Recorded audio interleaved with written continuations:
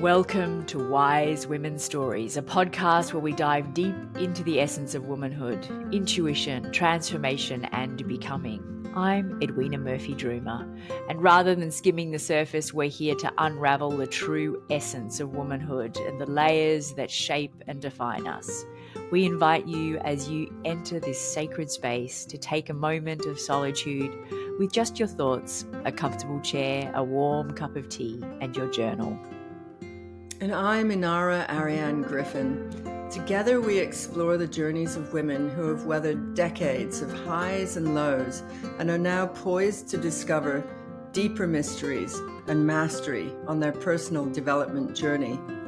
In each episode, we invite you to join us as we work to help you uncover honest insights and share profound stories that empower women to embrace their most authentic, wild, natural selves.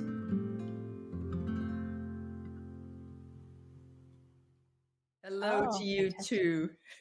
Welcome. Yeah, and I'm here with Edwina. And of course, the stories, it's not about who listens to it, but one of the things about the theme of Daughters of Copper Woman are their hidden stories of women and the history that is never taught in schools, that we never ever hear about, directly from the oral tradition of First Nation, Canadian, West Coast women. So, yes, it's for all to listen to. And Edwina was reminding me that it might be good to do a recap. And then I forgot everything about what we talked about ever, kind of thing. I went blank. But when I go back, it's Copper Woman has, at this point, we've gone from mythological time, which is really when she arrives on the coast, and she arrives in a boat with 13 people, and she's the young girl who everybody else has died, and they've given her everything that they had to keep her alive. And so she arrives on the coast. Then she has 3 boats that arrive, all with very ancient women who pour knowledge into her before they die. And she suffers from, when they do die, and she burns them on a pyre, she is struck with immense loneliness. And she has to learn everything about the land. Then she conceives her husband, or snot boy, through the deep despair that she has of being on her own. She collects the mess that she makes from crying and bawling her eyes out, and he manifests into a partner that comes out of deep despair, and that's Snot Boy. So we've gone all the way up. Now we're starting to hit actually literal histories of these people. It's moved out of mythological. Some of it moves back in and out. But we're dealing with the stories which would be completely hidden histories, really. I know that for myself, just to say that when I was growing up in Canada, I had a period of time in Canada. Nothing was ever mentioned about the Indigenous, really. There was a period of time when we were taught Mohawk, long houses, and how they lived and this and that. And I was like, oh, this is amazing. Like, after all this boring, the kings and queens of so-and-so, and then another king did this, that, and the other thing. And that is the history that we are taught, right? But there are these snippets that we got about how First Nation people lived. And I got completely glued to that and was so fascinated by it. So much later, when I became a history scholar, I sought out alternative histories. And there are some people who have done incredible work, writers, of bringing those forward. And this is one of those. Anne Cameron has brought these forward. Were you taught anything about Aboriginal history in school? Yeah, I mean, we were, but it's the glossed over version. Yeah, exactly. So we had the squeaky. I actually had a massive argument once. I remember this. My father was with me, and he sort of said, well done, afterwards. But we went to something called Pioneer Village, which is near where they live. They've taken, I mean, it's fascinating. It's all about the settlers and how people have moved in there, the pioneers. And they've taken the actual houses from different locations, driven them as whole houses, and put them down. And it's all the history of each of these families and what they contributed to the history. But there's a zip about First Nation. And I remember going to this place and going, and there was a guide there. And I said, well, where's the First Nation information? Oh, no, we choose to not, do that. And I was like, how can you possibly represent pioneer history? Because they were trading all the time. Many of them actually had great relations with them. There was some, not great stuff going on, but how can you omit it? And it's because they just don't know what to do. So they do nothing. Yeah. So I had a kind of blazing argument, and everybody was deeply uncomfortable in the tour group because I used to be a mouthy little thing. And then my dad said afterwards, oh, well done, as we left. It was like, so this is, we're at the point when we're now hearing about Granny is talking. She's talking to the younger people, and she's telling them about how the conquistadors arrived. So before the English, the first people to do exploring and then all the rest of it, colonial manipulation, were actually the Spanish. And they arrived wearing their, tin outfits. Everything was metal. Their little metal hats and all of that kind of thing. And they called them conquistadores. She grated in a cold voice, conquistadores, with metal on their bodies and metal hats on their heads. No heart at all worth talking about. And we all sat still, feeling all kinds of things in the tone of her voice. They came out of the fog, ships like nothing we'd ever seen before, and then like ducklings around their mother boats, and men pulling, coming towards the beach, waving and yelling happily as if the smoke from our houses was the nicest thing they'd seen in months. So we welcomed them, fed them, gave them fresh water to take back to their mothership, and food for all their friends still on board. At first, things were okay, but bit by bit, it all started to get ugly. They had officers and sailors and soldiers, but the trouble came from their holy men, the priests in their robes, eyes like burning coals, and not even the memory of kindness in them. They started off complaining about the kids swimming naked and wound up trying to control our lives. Wound up talking against the women's society, telling the men that women weren't supposed to be partners, weren't supposed to pass inheritance, were only there to be used by men, bossed around and traded like things. Seems everything about the women just stuck sideways in their throats. Don't know what their own women were like, never saw any of the conquistador women. They only brought men and young boys who got used as women, whether they liked it or not. And at first we shrugged. Everyone does things different. But they didn't have the same attitude. They started to get to us like they did. Their Sunday best manners wore off real quick. And the next thing you know, they pointed their big gun at a perfectly good tree and blew it up. So this goes on, and you start to see the misuse of these people by the Spanish, and how basically they clearly rape some of the women. The women get syphilis. So this is the beginning of the syphilis influx.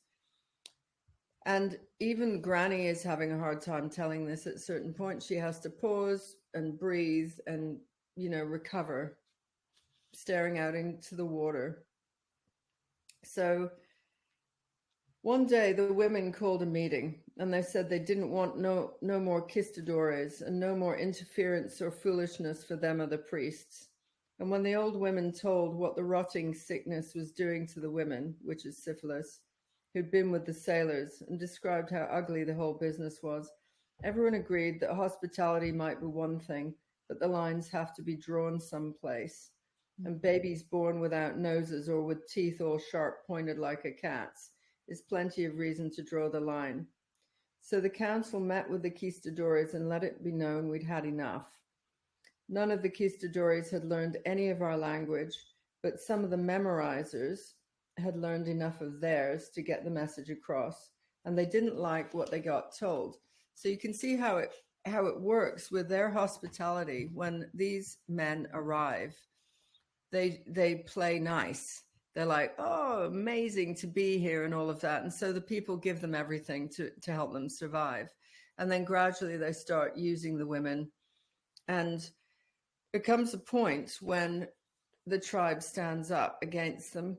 And what starts to happen is, this is the bit that is not really mentioned, is the women's, usually what you see is the male warrior response to the male violence, etc. But what you're going to hear, what's so amazing, is the women's resistance and how they did it.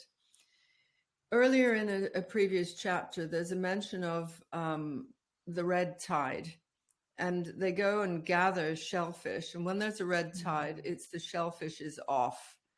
It's not right. And all the First Nation know it. They, but what they do is they gather and harvest that poison from clams that are going to be poisonous, etc. And obviously they've tested it because they know the effects of it. They know that it's actually quite a nice way to go. It's not scary or horrible. It's just they drift into kind of a dreamlike state and then they die.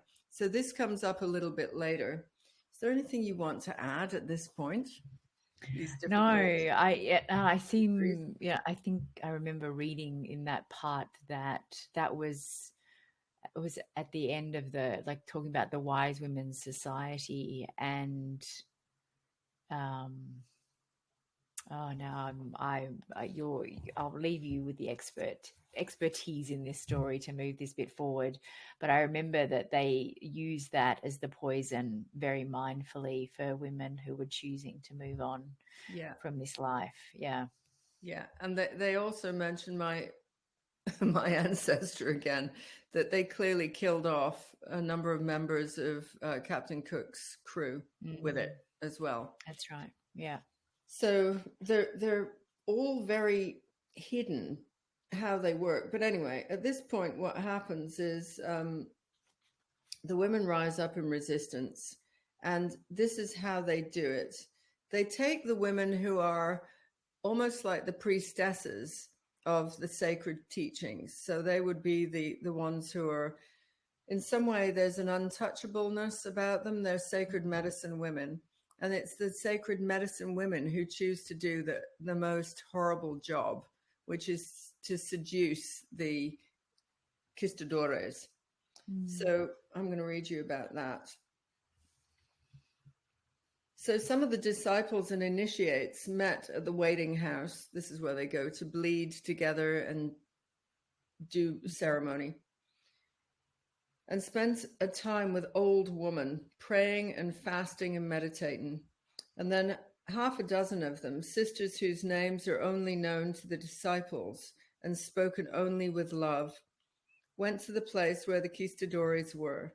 And one by one, they chose a sentry and went walking up, smiling, bold as you please, friendly and inviting. You got to remember, we didn't have no whores or floozies. These women were initiates of the Society of Women, students of old woman, like Kiki, proud of their bodies and knowing they were clan mothers in the making, and not one of them had been near a Spaniard that way before. None of them would have gone near a Spaniard ordinarily. Them sentries thought sure they'd been blessed by God. They'd never known women raised to be proud of and to enjoy their bodies and all good feelings. Inside of a couple of nights, guard duty was something they was looking forward to. And the ones not on sentry duty would grind and feel jealous about each sound from the shadows, rustling of grass and sighs and moans, and sometimes a surprised yell ending in the deep throat laughter of a teasing woman.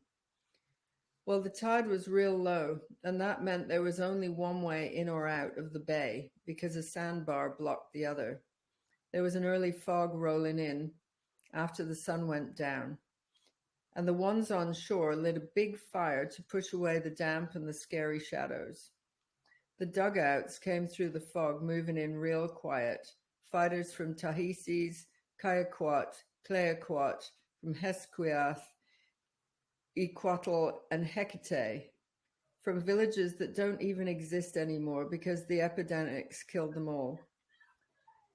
Men and women pulling the paddles, men and women who purified themselves and were ready to die or kill, men and women who'd faced their own fears and got past them and were ready now, if need be, to face the unknown of the other world.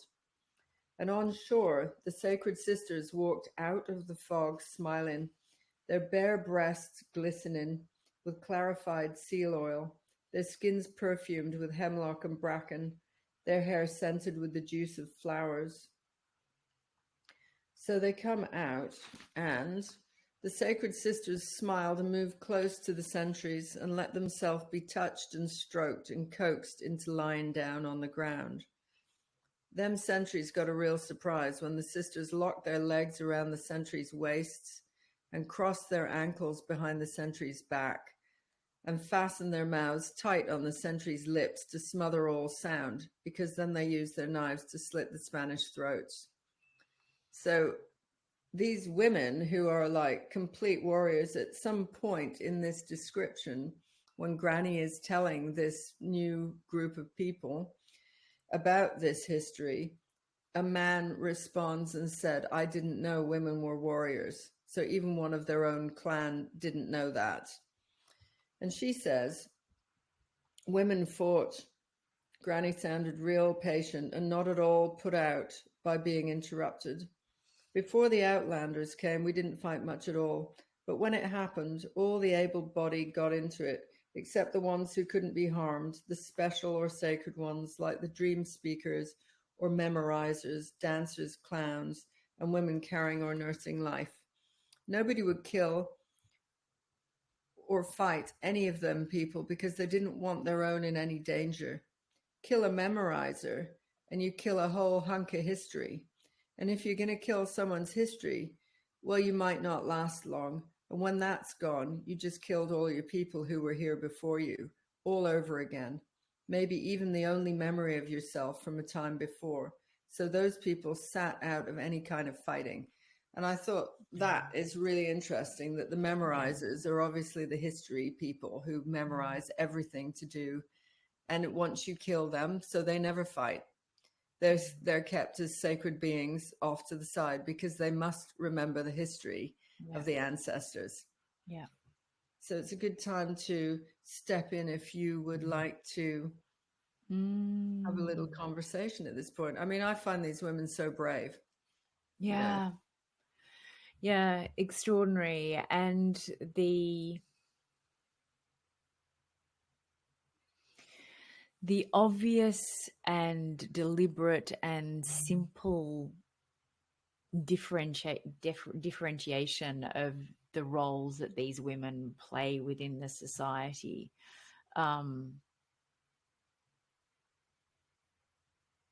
It's beautiful the way they talk about it, and to think about it in that way. Obviously, when we think about it in these smaller tribal communities, the specific roles that everybody plays, it feels like we have, like it's such a completely different experience now that we have in the modern world, with families that are so separate and communities that are so separate, and everybody feels like they have to be all things in many ways, because we don't have this sharing of communal, other than through books. Yeah, it's a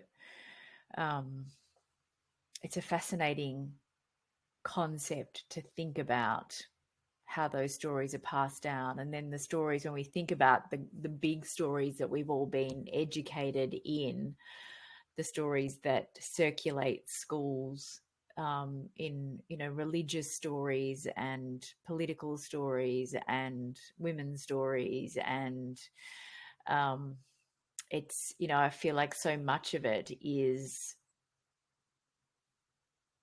not based in our own lineage. When I think about the stories that have been passed down from my grandmother and mother, I can't say that they hold this sort of rich wisdom in them. There's stories of when we went on this holiday, or when the story of the marriage of two people, or the story of when so and so was born. But these threads of deep wisdom that really impact our lives, um, I feel like that's been a big missing piece. And the stories that are passed down are everybody else's stories, and often, the stories that are at the fairy tales that we're told, or the stories of Captain Cook, or like these stories that have circulated, that time and again have been proven to have been altered so much. I mean, we just have to look at stories of religion, and stories that are told about Jesus, or these very these stories that worldwide people are familiar with. Even when we look at the Grimm's fairy tales and how they've been Disneyfied, and there's been so much manipulation of the stories to suit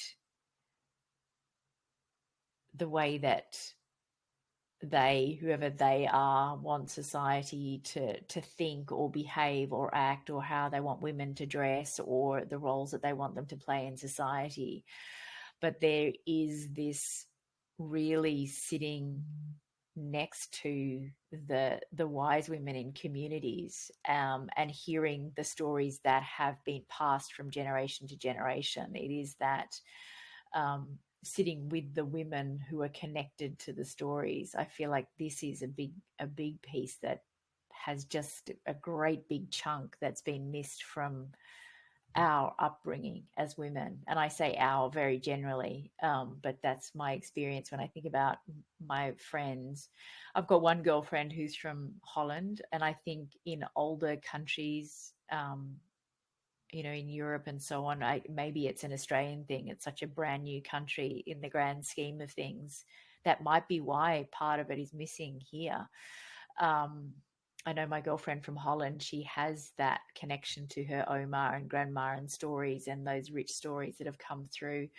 Is that your experience, Inara? Well, it's a really interesting one because my grandmother, who raised me, you would tell me stories about the family. And I'm going to tell you one right now because this blows my mind that this Yeah. happened. So it was her great grandmother, and they were the Doyles, so they were Irish, and they had money. And so the father, the daughter, fell in love with the groom. She fell in love with the horse, the guy who handled the horses, and he was beneath her. And so the father forbade the marriage, and so therefore they eloped. And she ran off with the love of her life, and she stayed with him for her entire life. But when she was pregnant, the father reached out and said, I won't leave you anything, but I will leave if it's a son, of course, I will leave the son something. So she had twin baby boys. And in order to keep the father to that, she named one William Doyle and the other one Doyle William, so that they could not be written out of his will. And that's how she got their inheritance to them. And, those stories, like I remember it because it was like, how clever, how amazing, a woman who honored love over money kind of thing. And it makes me feel very rich and amazing. And then I'm in this position where I don't have children, and I've been a photographer for years. So I've got thousands of photographs, thousands and thousands. And when I've been clearing out these photographs recently, because I realized that at least 5 of my major cupboards above, are all photographs, I was contemplating this, and what am I doing with these? Am I really going to be the woman who's, when I'm 85, I'm going to go through all those things? I have barely looked at them since I put them up 17 years ago, since I moved into this place. And my contemplation on that, especially as being somebody who is a medicine woman and operates within that kind of sphere of influence, I thought they mean nothing, actually. And so for certain things, like I had all my grandmother's love letters. I did a ritual. I lit a fire, and with a friend who would pull out, bits of one letter and would read to me a paragraph, and then I'd put it in the fire. I did a ritual like that, and I got rid of all her love letters. And Mm, it was so honoring to yeah. her. And but Yeah. also, because what am I doing with these letters? I mean, where are they going? What am I doing with them? So it's a very interesting thing that I think oral stays forever. Mm. All these material objects that we have don't. And there's a potency in the oral tradition. Do you know, it's interesting. As you talked and as you're telling your story, my brain just started connecting to all these stories that are in my family history and amazing stories of women. I'll tell you one just because it Yeah. came into my mind. So, my dad, who was 54 when I was born, so he was a much older father, he was 16 years older than my mum. And he was born in 1918, same year as Nelson Mandela. And when he was 18 and by the time he was 18 and his sister was 16, both his parents had died of cancer. And so he looked after his 16-year-old sister for a couple of years. But my Aunt Jill, who's since passed, ended up, she had a very successful fashion store in Sydney, very very fancy part of Sydney. She did very well for herself, and she ended up, and I still got a few of her dresses, and she ended up meeting a Russian prince, and she married a Russian prince, and he got drunk at their wedding, and he was still drunk 3 days later. And on the third day, when he came home drunk, she packed up all his stuff and put it out the front door and locked the door and said, "Don't ever come back." And that Whoa. was that. Go, girl. Yeah. She knew a Yeah. So bad it's, thing. Yeah. yeah. She was like, "Yeah, no, that's not what I signed up for." Amazing. Well, yeah. Um, so yeah, I've got stories of feisty women in my history, and it's just thinking about things in this way. I feel like there's some interesting stories that I can pull forward. My grandmother was actually on my dad's side. My grandmother was a chemist. So you can imagine in those days, women didn't work at all, let alone be educated. So she was one of the first chemists in Australia. Oh, Um, fantastic. Yeah, so there are interesting stories. I'm making up stories saying that there's no interesting stories in my Yeah. family.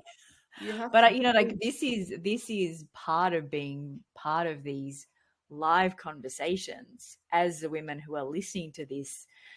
If any of you are thinking, I don't think we've got, like those rich stories, then hopefully through Inara and I sharing things as they come up for us, it's going to unlock the idea of other stories in your lives as well. Mm. And access to asking, you can ask for Mm. these stories. And even things like, some of my older relatives, I started recording them telling stories, also to hear their voices. Now, what do I do with them afterwards? Because, like I said, I'm not passing them down to, kiddies. Who knows what'll happen? And the irony is, I'm the one who's really interested in history, Yeah.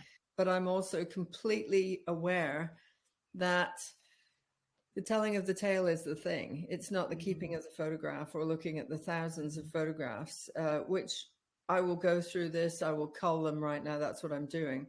And then I'll keep a few selected ones. And then I probably won't look at them for years and years and years. And this is just the reality of modern life. And Yeah. especially now that we've moved all the history and all of the taking of photographs is on your phone. So how many of us now take those photographs and do anything with them? It's just Mm. a stream of consciousness as you go through life. Yeah. So yeah, we're at a very interesting point in history, I think, as well. Mm. Mm. Like people don't write letters anymore. They don't, Mm. you get a text. But I could say that all in sadness, Mm. because I used to be an amazing letter writer with certain people. We would do these epic letters. However, when my father became deaf. He's severely deaf. There was this point when I've got lots of his letters throughout life, but the speaking on the phone was a disaster. It was just, how are you? Like that. Literally, that was, Yeah. oh God, for somebody who is a fantastic storyteller, conversationalist. And it was a missing for a number of years. And then all of a sudden, WhatsApp comes alive. And now we have really deep conversations. And so it's that communication connection. How does it stay alive? You know, it's definitely not text for me and him, but it is Zoom and it is WhatsApp. And it's reinvented the possibility of a massive conversation again. It's it made me think about, because my children all went to a Steiner school, and Waldorf, it's called Waldorf in other parts of the world. But when we used to go to their plays, there was no photography, because it stops people from being present to what's actually happening. And I remember at the time thinking, wow, that's unusual. What's going on here? But then I learned through the experience of doing that in trying to capture everything, you're not present to what's going on. You're distracted. And so if we take that away and actually be really present in looking at a beautiful scenery. I mean, we live where we live here, on the Great Ocean Road. It's a very famous destination in Australia, and you see people with their back to the view, not even looking at the view, getting the selfie of the view. Oh, no. Anyway. Well, and such is modern life. Yeah. I want to go a little bit further, because we've heard how these women bravely stood up against the conquistadors. But I just want to end what then happens with them. Oh, and it's so harsh.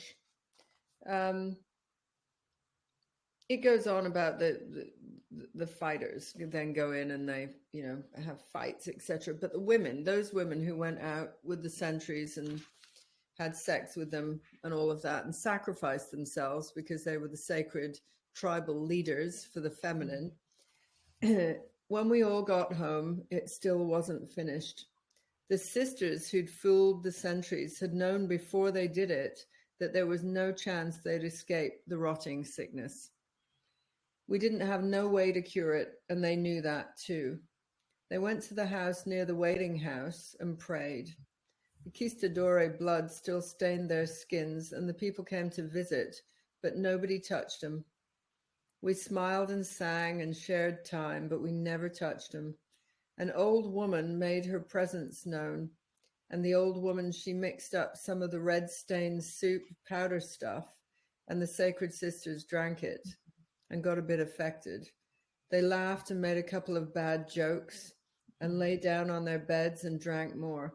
And people kept talking and singing and telling stories. And the sisters got dreamier and drank more of it. And soon we knew they were somewhere else. Somewheres with bright colors and new music and good feeling air. Almost all at the same time, they crossed over and left their meat behind on their beds. Yeah. I feel really emotional. Yeah. Yeah. Just these acts of resistance, you know. Yeah. And then they, of course, they knew even before they did it, they weren't going to come back. Yeah. You know, so that was eating the poison. Yeah. Oh, I always get emotional about this kind of thing, but it's like those stories that you hear about resistance in the darkest times. Some of the spy stories that you have about the Second World War, I get very moved by those as well. These women who operated underground, you hardly know their names. They're up against, you know, immense danger. And you just think, what would it take for us to make a stand like that? You know, what would it take?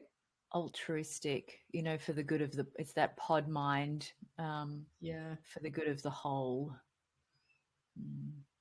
Yeah.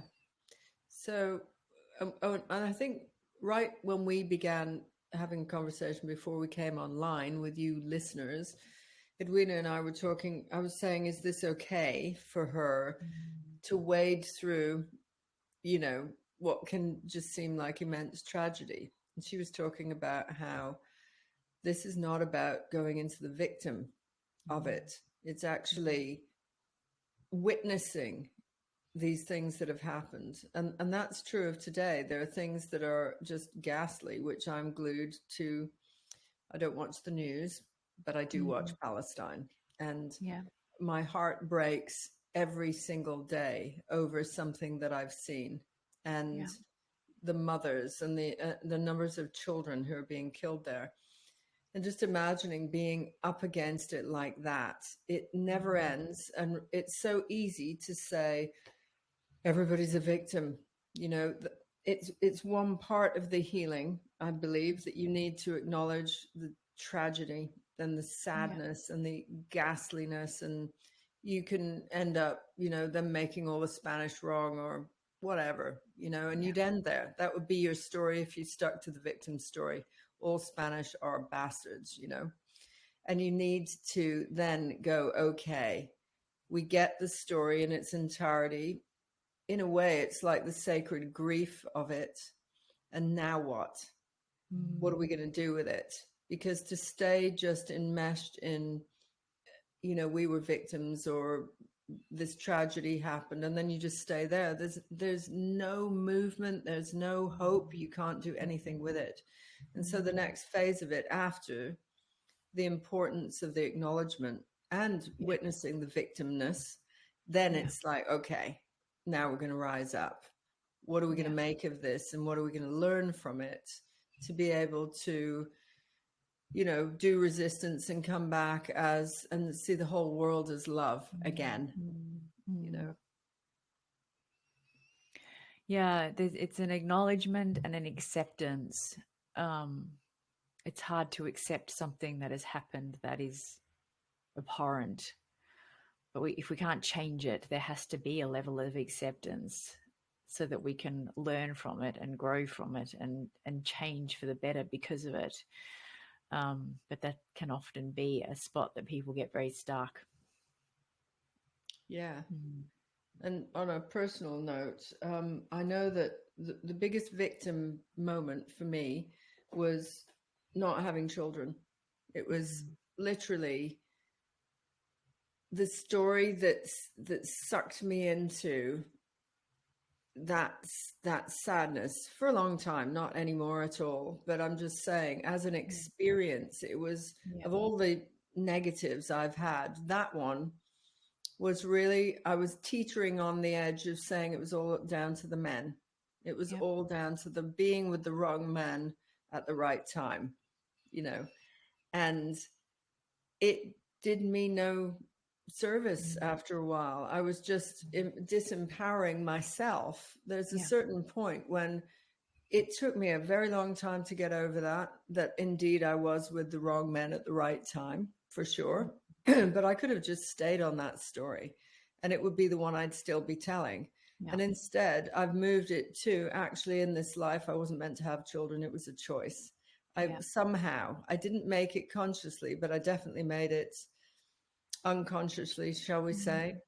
And then in ceremony, once when I was dealing with this, there was this wonderful woman who was with me who I didn't know. And she said, you know, what I see with you is you've had so many children. And do you know what it's like when you witness like another woman who's just like mother material? And she said, I see you having endless babies, like, you know, speeding up. It would be like, whoop, and another one, whoop, and another, over lifetimes. And there's been a choice you've made here before you even manifested not to have them. And it resonated so deeply for me. It was like, whoa, you're right. And that's why and this is my belief system, right? I believe in reincarnation, but it's like, I'm so familiar as a being in having children that not having children was unfamiliar, and it was like off as a note. But now I'm like, yeah, fully creative, putting that energy into something else. And it's definitely not a victim story Yeah. anymore. Yeah. Yeah. Yeah, I mean, just to keep the thread going of the story, from when my first husband left, that I was in victim mode for a very, very long time after that, and told that story endlessly from a place of, woe is me. And it wasn't until I really understood, actually, it was during a leadership training that I did, that I really understood the concept of responsibility, and that to be empowered is to accept 100% responsibility for where we are in our lives, for our health, for our happiness, for everything. And it took a little bit of digesting, but when I understood it, it was just, I think, probably the greatest breakthrough in my life. Oh, it must have been. Yeah. Yeah. Yeah. And I know that in landmark training, I've done so much of that in my Mm, life. It's a bit similar to mm, leadership. That was exactly the biggest, massive breakthrough. It's like mm. 100% responsibility, Yeah. um, for everything, for the good, the Yep. bad, the ugly. It's like, Yeah. it's my life. Yeah. I receive it. I accept it. I Yeah. take it on. Yeah, Yeah. all of it. And then you are It might free. be it might be a book that we do down the track. We haven't discussed a next book. There's something different coming for season 3, but The Alchemist is a book that I do with my So great. mastermind clients, and it is just the core mind mindset book for this particular subject. Is it Yeah. where we have a life journey. Um, so maybe we'll do The Alchemist down the Yeah. track. Great. I Mm, love it. Love, love, love The mm, Alchemist. So, mm, well, I think, listener, we have come to a perfect point of completion. And as Edwina was saying, the next series will be interviews and conversations with live beings who mm, have quite a story to tell. So we yeah. won't be doing a book. It'll be, conversations. I'm really excited about that. We're just Mm, starting to speak to people about who might be the interviewed, or not even that. It's more like conversations. mm. So Yep. yeah, so keep listening. It will alter and change just like our journey, but it's such a pleasure telling these stories. And Yeah. until It we is. meet again. Yeah. Thank you so much for being with us. Lots and lots of love. Bye for now. So